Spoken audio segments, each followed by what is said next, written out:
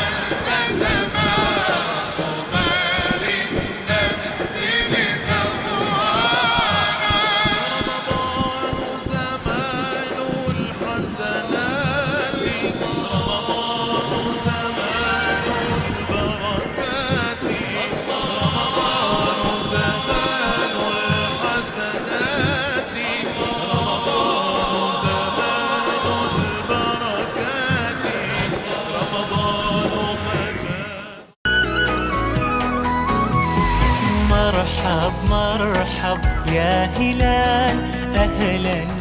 عسلامة، مرحبا بك. سلام بيك، عايش.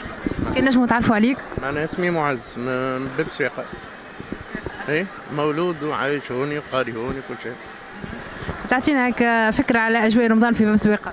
كيما تشوفوا بالضبط، كيما الليلة الأولى كيما توا، معناها هي بيدها الحكاية. هي بيدها أكيد ثم حاجة خاصة بها.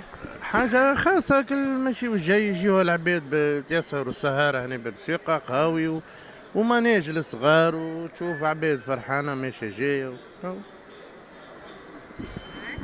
باهي، احنا برامجنا هذا موجه للجالية التونسية المقيمة في الخارج، عندكش هكا كلمة تحب تحكيها للجالية؟ إن شاء الله رمضانهم مبروك، وإن شاء الله راهم على قريب معناها معنا، إن شاء الله عيدهم مبروك زاد وانتم زاد بيك. تنجمش هكا نرجعوا لباب السويقة، عندكش هكا ذكريات تحكيها لنا على باب السويقة ولا حاجة؟ قبل كانت كافي شانتات وكانت أجواء أكثر من هكايا، معناها احتفالية أكثر من هكايا. أجواء خير من هكا؟ خير برشا. كيفاش خير؟ خير، فما كانت يجيو من البقايع الكل، الدوائر نتاع تونس الكل معناها يتلموا هنا، كافي شانتا وكل شيء، ودراج حزيدة الصغار، وليالي معناتها رمضان هكايا تمتاز بها الشهر هذا هكاك. عايشك، يعطيك الصحة، إن شاء الله عيدكم مبروك. كنتم زاد عايشك. عيدكم مبروك. مرحب مرحب يا هلال، أهلا أهلا كيف الحال؟ قد غبت وإليك اشتقنا وانتهى بعدك صار وصال. مرحب مرحب يا هلال، أهلا أهلا كيف الحال؟ قد غبت وإليك اشتقنا. عسلامة، مرحبا بكم. مرحبا عايش. كي نجموا نتعرفوا عليكم؟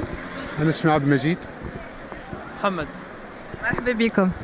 حابين نعرفوا أجواء رمضان في ليلة 27 هكا.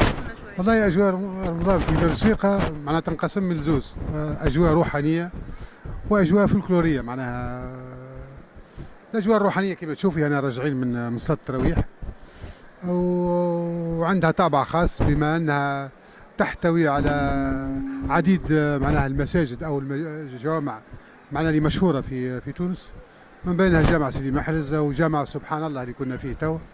جامع صاحب الطابع اللي يعمل تهجد توا في العشر أيام الأخيرة. هذا الطابع معناها الروحاني بصفة عامة. أما الطابع معناها الاحتفالي معناها نتاع كل ليلة مش كان نتاع 27 هو كونها الباب السويقة هي المصب نتاع الأحياء المجاورة. معناها اللي ما يجيش لساحة باب السويقة ويحتفل، مرة ثم سهرية نتاع فولكلور ومرة ثم سهرية نتاع معناها كافي شانتا اللي ما عادش كلمة كافي شانتا تاع قبل لكن برونقها جديد ويدوروا ويحوسوا ثم معناها على جميع المستويات. معناها اللي يحب القاوي موجود القاوي، اللي يحب الحرقوس موجود الحرقوس، اللي يحب كل شيء كل شيء موجود في باب السويق والحمد لله. بسم الله الرحمن الرحيم. والله أجواء رمضان غير عادية هنا في باب السويقة، ستختلف يعني من أجواء باريس طبعا. أنت مقيم في باريس؟ أنا مقيم من باريس يعني وأجواء ليس مثل هنا يعني. فاليوم أطول في أوروبا طبعا، ويعني ما في وقت يعني في الليل في شقان الفترة وفي السحور أيضا. فالحمد لله يعني أنا أتيت هنا عند العائلة وفي أجواء جميلة وباب السويقة محتفلة دائما يعني. الحمد لله يعني جو ما شاء الله. والحاجة اللي تميز لي 27 والله حاجة اللي تميز لي 27 يعني أحس ما سمعت ليلة 27 فيها ختم قرآن هنا في تونس، ويعني فيها احتفال بختم القرآن وفي ذكر ربي سبحانه وتعالى وصلوات الله السلام على النبي صلى الله عليه وسلم أيضا. فالحمد لله يعني طبعا هذه حاجة جيدة يعني. كنت تعطينا فكرة على رمضان قبل كيفاش كان يتعدى رمضان تو؟ والله رمضان قبل كان معناها أنا بالنسبة لي أنا رأيي الخاص رمضان تو ولا فيه معناها الملاهي أكثر.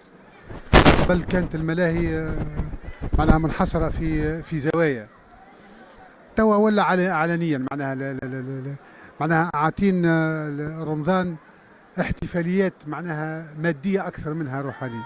قبل كانت روحانية أكثر منها مادية، هذا هو الفرق بصفة عامة. باقي كله جميل وكل وقت يخدموه رجاله ويخدموه وقته وكا والحمد لله. شنو هو الفرق بين رمضان قبل ورمضان تو؟ رمضان قبل بالنسبة لك عامية تأسيل يعني أنا بصراحة أول رمضان هذا هنا في تونس، ما زلت يعني ما عنديش خبرة فيه هنا في تونس. في العادة أنا يعني أعمل وقت رمضان في فرنسا، ويعني أحس ما سمعت تطور بالأحسن وإن شاء الله ديما في الأحسن، وربي يوفقنا إن شاء الله. يعيشك. وأنت صغرور كيفاش عدي رمضان؟ هو جاي شي خط باب السويق عند بابي.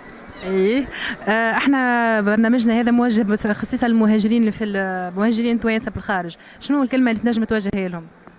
والله نوجهها لهم شنو ربي يعينهم. أنا عندي بناتي 4 في الخارج، واحدة في كندا و3 في فرنسا.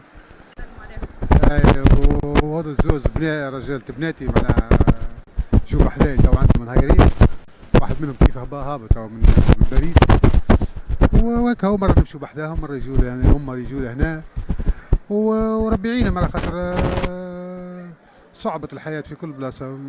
معناها برشا ناس يقولوا أوروبا جنة، لكن ما هي الجنة، معناها صعيبة حتى هي وعندها ظروفها الخاصة وعندها الغربة وعندها برشا. على خاطر حتى ولو أجي لكن أنا معناها عملت لوتيد سوبريور نتاعي في بلجيكا، معناها نعرف الغربة ونعرف كذا، ولذا أنا بالنسبة لي ضد الغربة، معناها من أصلي ما نحبش الغربة. لكن حكم عليا الحكم معناها بناتي يجوا متغربين الله غالب هكا وكاين مكتوب الحمد لله، مادام هم متهنين الحمد لله ويعيشوا يخدموا. واحد جماعة يخدموا معناها في ليتاتيك وجماعة يخدموا في البريفي الحمد لله مستورة والحمد لله وربي يعينك. ان شاء الله عيدكم مبروك يعطيكم الصحة. مرحب مرحب يا هلال، أهلا أهلا كيف الحال؟ قد غبت وإليك اشتقنا وانت وانتهى بعدك صار وصال. مرحب مرحب يا هلال، أهلا أهلا كيف الحال؟ قد غبت وإليك اشتقنا.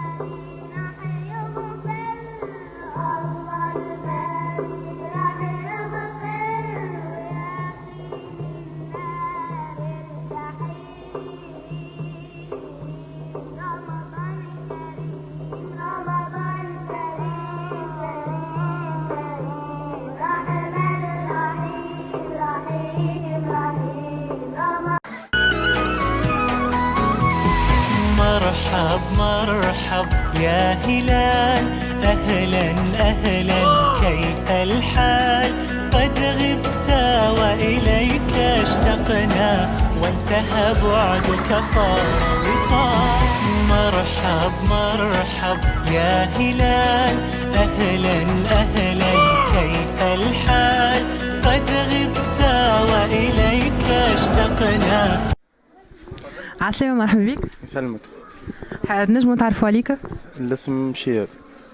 مرحبا بكم معنا. تنجمش هكا تعطينا كلمة للمهاجرين نتاعنا في الخارج؟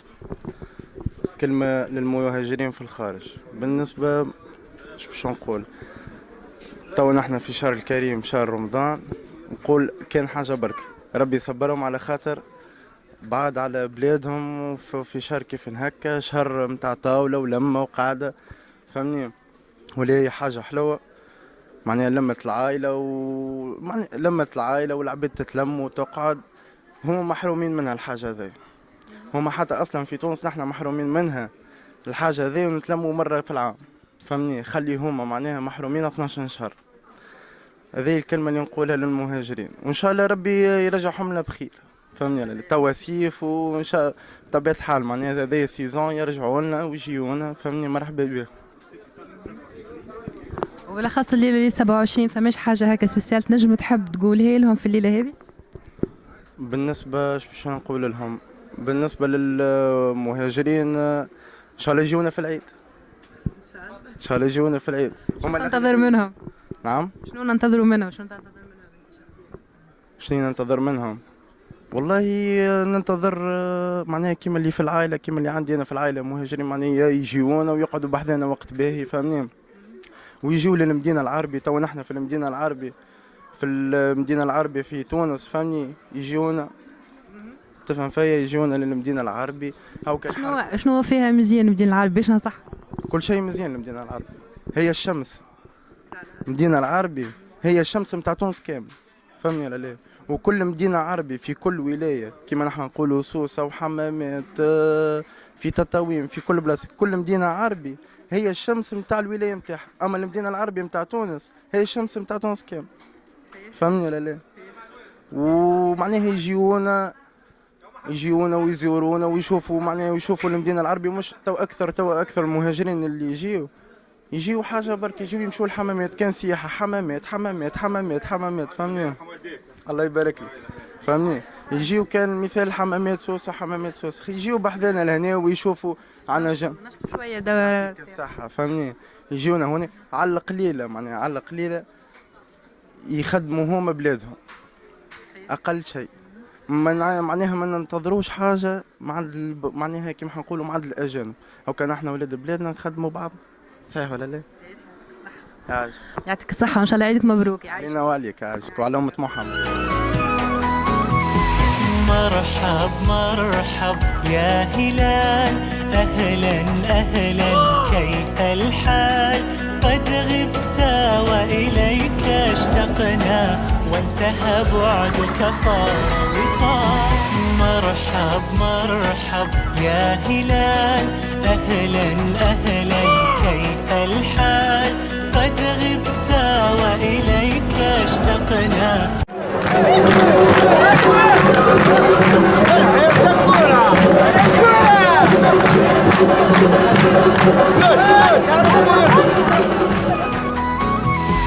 مرحب مرحب يا هلال، أهلا أهلا كيف الحال؟ قد غبت وإليك اشتقنا وانتهى بعدك صار وصال. مرحب مرحب يا هلال، أهلا أهلا كيف الحال؟ قد غبت وإليك اشتقنا.